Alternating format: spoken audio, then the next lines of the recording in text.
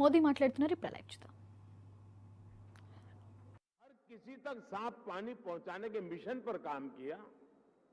जैसे उज्ज्वला योजना के जरिए गरीब से गरीब आदमी के घर में भी गैस सिलेंडर पहुंचाया। जैसे हमने करोड़ों की तादाद में लोग बैंक अकाउंट से वंचित थे, करोड़ों लोग जो बैंक से नहीं जुड़े थे, आजादी के इतने साल के बाद जनधन अकाउंट के द्वारा हिंदुस्तान के नागरिकों को बैंक के साथ जोड़ दिया। वैसे ही हमारी सरकार इंटरनेट फॉर ऑल के लक्ष्य पर काम कर रही है। साथियों, डिजिटल कनेक्टिविटी बढ़ने के साथ ही डेटा की कीमत भी उतनी अहम हो जाती है। ये डिजिटल इंडिया का तीसरा पिलर था जिस पर हमने पूरी शक्ति से काम किया। हमने टेलीकॉम सेक्टर के रास्ते में आने वाली तमाम अड़चनों को हटाया। पहले विजन की कमी और पारदर्शिता के अभाव में टेलीकॉम सेक्टर को तमाम मुश्किलों का सामना करना पड़ता था। आप परिचित हैं कि कैसे हमने 4G तकनीक के विस्तार के लिए पॉलिसी सपोर्ट दिया। इससे डेटा की कीमत में भारी कमी आई और देश में डेटा क्रांति का जन्म हुआ। देखते ही देखते ये तीनों फैक्टर, डिवाइस की कीमत, डिजिटल कनेक्टिविटी और डेटा की कीमत, इसका मल्टीप्लायर इफेक्ट हर तरफ नजर आने लगा। लेकिन साथियों, इन सबके साथ एक और महत्वपूर्ण काम हुआ। देश में डिजिटल फर्स्ट की सोच विकसित हुई। एक वक्त था जब बड़े बड़े विद्वान, एलिट क्लास, उसके कुछ मुट्ठी भर लोग, सदन के कुछ भाषण देख लेना, कैसे कैसे भाषण हमारे नेता लोग करते हैं, वे मजाक उड़ाते थे। उनको लगता था कि गरीब लोगों में क्षमता ही नहीं है, ये डिजिटल समझ ही नहीं सकते, संदेह करते थे। उन्हें शक था कि गरीब लोग डिजिटल का मतलब भी नहीं समझ पाएंगे। लेकिन मुझे देश के सामान्य मानवी की समझ पर, उसके विवेक पर, उसके जिज्ञासु मन पर हमेशा भरोसा रहा है।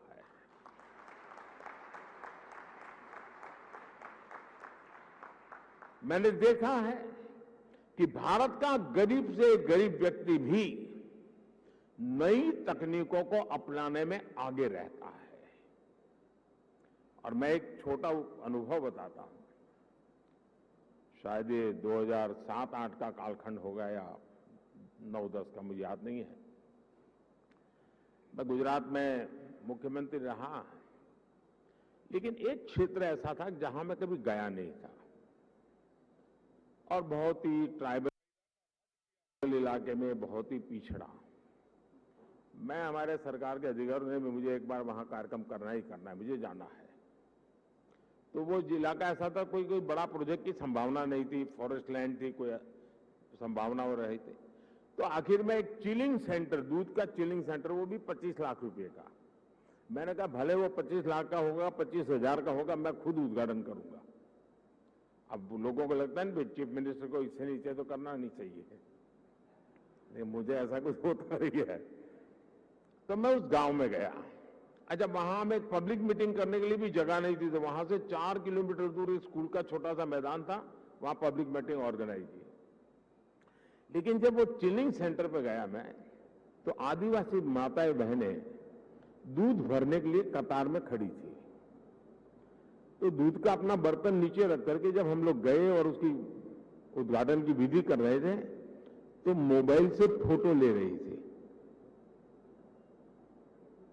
मैं हैरान था, इतने दूर दरार के क्षेत्र में मोबाइल से फोटो ले रही है। तो मैं उनके पास गया, मैंने कहा फोटो लेके क्या करोगी? तो बोली डाउनलोड करेंगे। ये शब्द सुनकर के मैं सचमुच में सरप्राइज हुआ था। मुझे कि ये ताकत है हमारे देश के गांव में। आदिवासी क्षेत्र की गरीब माताएं बहनें जो दूध भरने आई थी, वो मोबाइल फोन से अपनी फोटो ले रही थी और उनको ये मालूम था कि इसमें तो नहीं, आप डाउनलोड करवा देंगे। और डाउनलोड शब्द उनसे मुंह से निकलना, ये उनकी समझ शक्ति और नई चीजों को स्वीकारने के स्वभाव का परिचय देती है। मैं कल गुजरात में था, तो मैं अंबाजी तीर्थ क्षेत्र पे जा रहा था, तो रास्ते में छोटे छोटे गांव थे। आधे से अधिक लोग ऐसे होंगे जो मोबाइल से वीडियो उतार रहे थे, आधे से अधिक लोग। यानी हमारे देश की ये जो ताकत है, इस ताकत को हम नजरअंदाज नहीं कर सकते हैं। और सिर्फ देश के इलीट क्लास के कुछ लोगों को ही हमारे गरीब भाई बहनों पर यकीन नहीं था।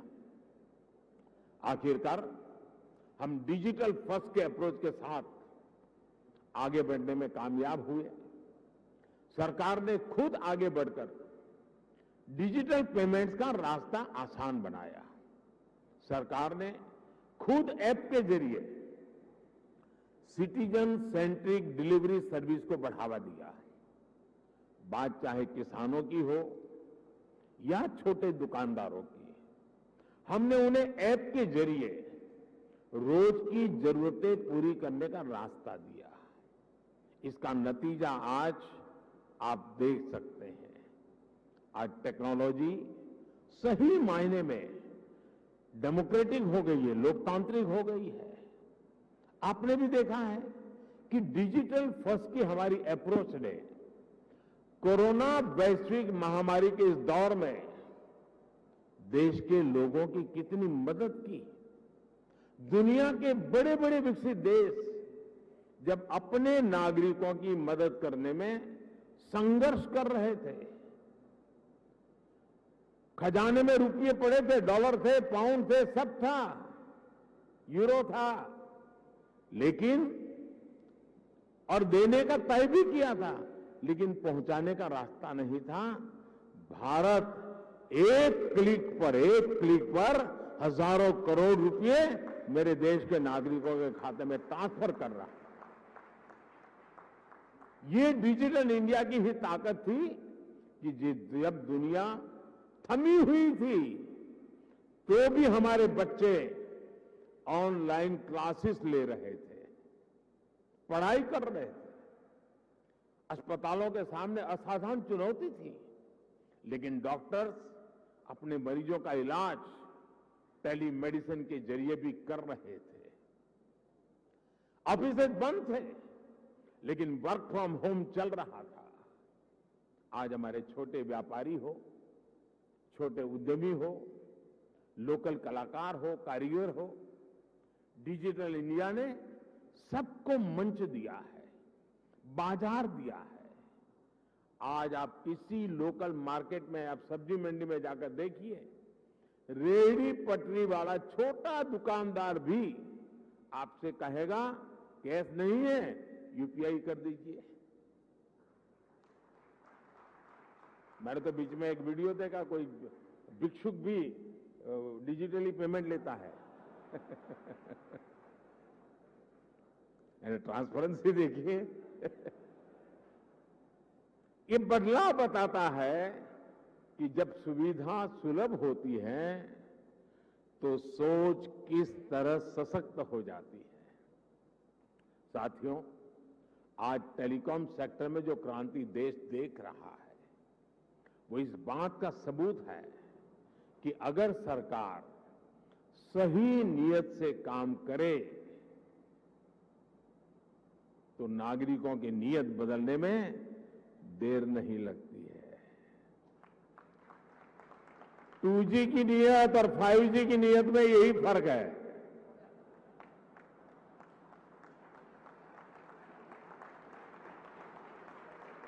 देर आए दुरुस्त आए।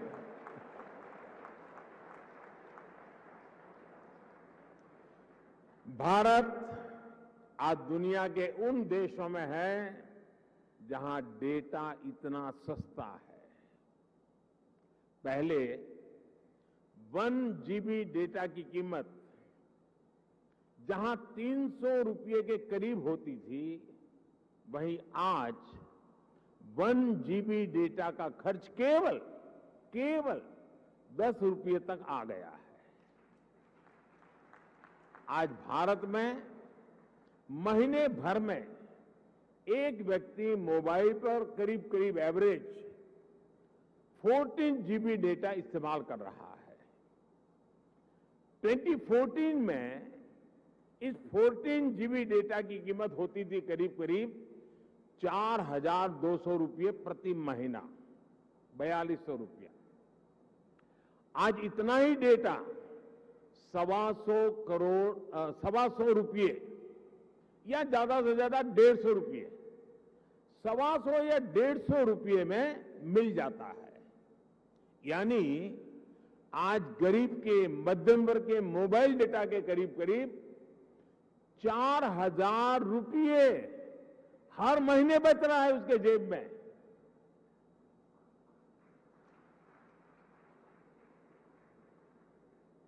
हमारी सरकार के इतने सारे प्रयासों से भारत में डेटा कीमत बहुत कम बनी हुई है।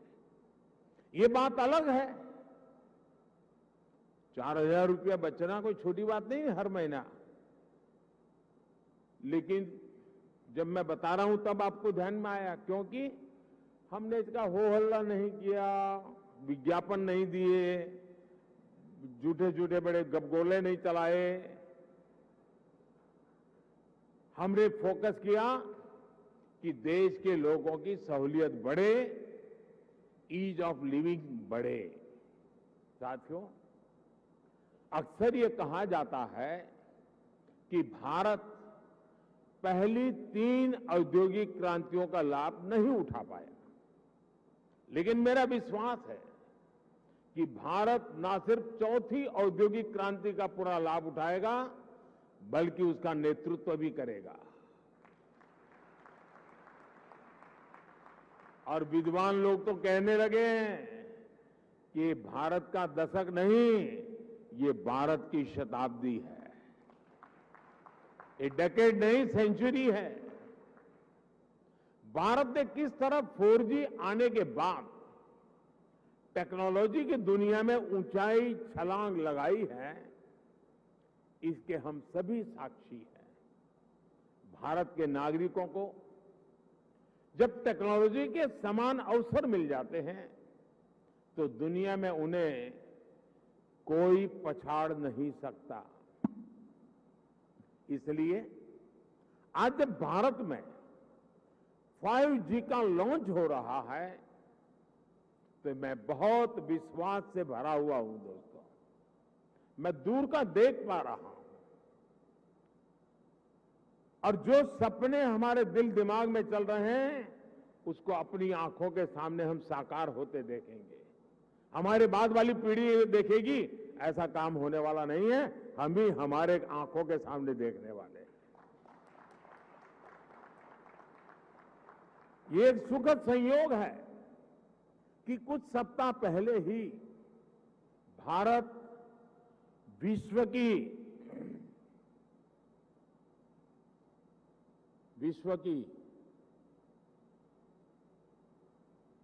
5वीं सबसे बड़ी अर्थव्यवस्था बना है।